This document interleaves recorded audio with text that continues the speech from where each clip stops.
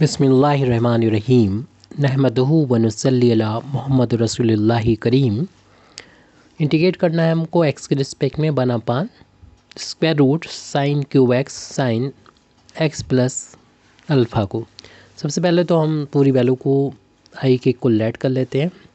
आई के equal let करने के बाद हम यहाँ पर साइन डिनोमिनेटर में जो एक्स प्लस अल्फ़ा है तो ए प्लस बी की आइडेंटिटी अप्लाई कर देंगे इसके लिए, जो कि होती है sign A cos B plus cos A sine B. इस आइडेंटिटी को अप्लाई करेंगे तो आई की वैल्यू हो जाएगी integration 1/ sign cube x sine x cos alpha plus cos x sign alpha D x numerator में है। अब यहाँ से हम साइन को इस ब्रैकेट से बाहर ले लें। यहाँ तो आपको नज़र आ रहा है, तो इधर स्क्वायर रूट के अंदर साइन की power 3x into sine x है। साइन एक्स हमने यहाँ से बाहर लिया तो इधर तो बाहर हो गया, कॉस अल्फ़ा बच गया। यहाँ पर नहीं था तो आपको मालूम है कि अपान में आ जाएगा, क्योंकि उसमें बाहर जो लेने का मतलब होता है कि हम डिवाइड कर रहे हैं इन दोनों को। इससे डिवाइड किया, साइन साइन कैंसिल, यहाँ डिवाइड किया तो आपको सामने नज़र आ रहा है।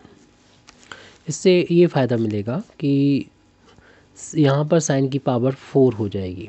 dx लिख लें यहाँ पर कि x के रिस्पेक्ट में इंटीग्रेशन हो रहा है। स्क्वायर रूट साइन की पावर जो 4 होगी उसको स्क्वायर रूट से जब बाहर लेंगे तो साइन स्क्वायर की फॉर्म में बाहर आएगा।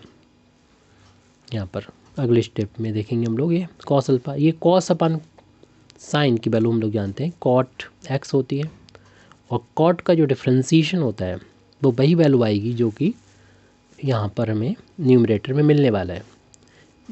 डी एक्स यहाँ पर लिखते रहें, क्योंकि स्क्वायर रूट लेंगे तो 4 पावर है तो आधी पावर बाहर निकलेगी, साइन स्क्वायर एक्स मिलेगा और स्क्वायर रूट के अंदर सिर्फ रह जाएगा कॉस अल्फ़ा प्लस का cot x into sine alpha. यहाँ पर अल्फ़ा तो वेरी कांस्टेंट है, क्योंकि एक्स के रिस्पेक्ट में इंटीग्रेशन कर रहे हैं, एक्स ही वेरिएबल है। और हम लोग जानते हैं कि 1/ साइन की वैल्यू को कॉसेक स्क्वायर लिख सकते हैं। एक्स के रिस्पेक्ट में इंटीग्रेट करना है अपान में।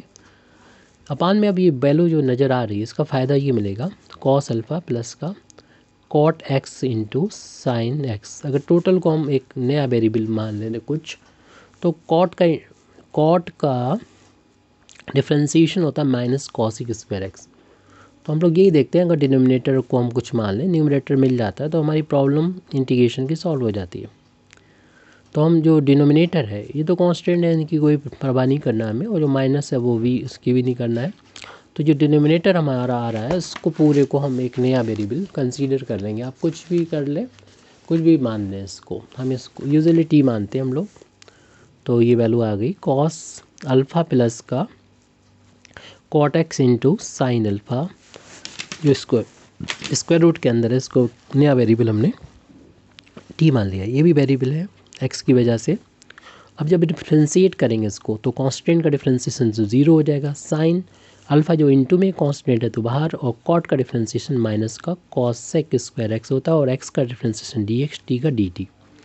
हमें न्यूमरेटर में इसकी ज़रूरत है, बाकी तो माइनस को और साइन अल्फ़ा को आप यहाँ 1 का इंटू मानते हुए अपान में लिया है, तो वैल्यू हो जाएगी cosec square x d x is equal to 1/ minus का साइन अल्फ़ा डी टी।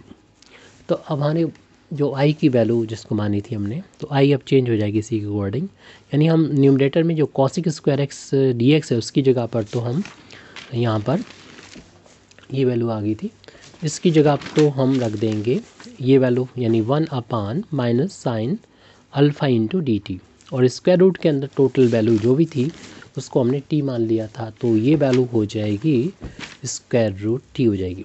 ये कांस्टेंट है जो इंटीग्रेशन के साइन से हम लोग बाहर लिख सकते हैं, बाहर कर लेंगे इसको, इंटीग्रेशन के साइन से बाहर लिख लेंगे।